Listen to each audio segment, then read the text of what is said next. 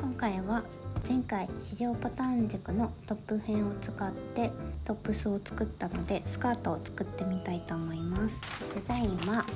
この本の中から選んでマーメイドスカートにすることにしました。一応今の予定では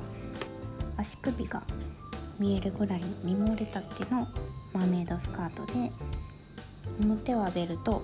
後ろはゴムが入ったギャザーのスカートにしたいと思います。いろいろデザインを見てたんですけど、後ろにスリットが入ってると可愛いと思ったのでスリットを入れるのと、この紺色の生地はつけなかったのですが、一応裏地もつけようかなっていうふうに今のところ考えてます。このように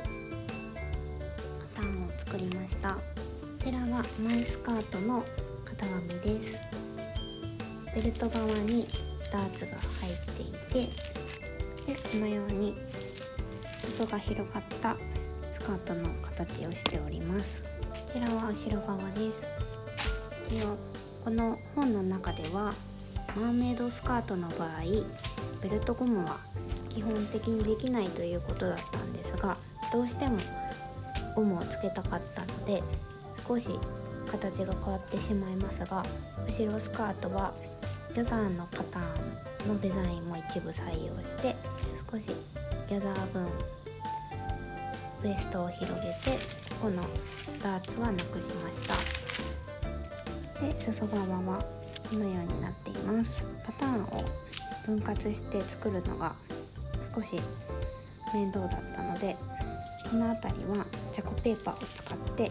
生地を切っていきたいと思います。こちらが使っていく糸と左脇につけるファスナーです。で生地は今回サテン生地を選びました。画面だとやや分かりにくいですが、暗すぎない紺色という感じの色合いです。結構伸縮性があるので履きやすいかなと思い、こちらの色を選びました。まだ裏地は買ってないので今後追加で買いに行く予定です。前脇側は青のライン、前中心側は赤のラインで型紙の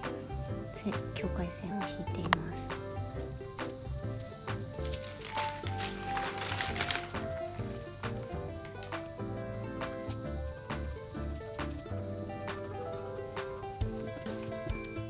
表布のパーツができたので、スカートの切り替え部分と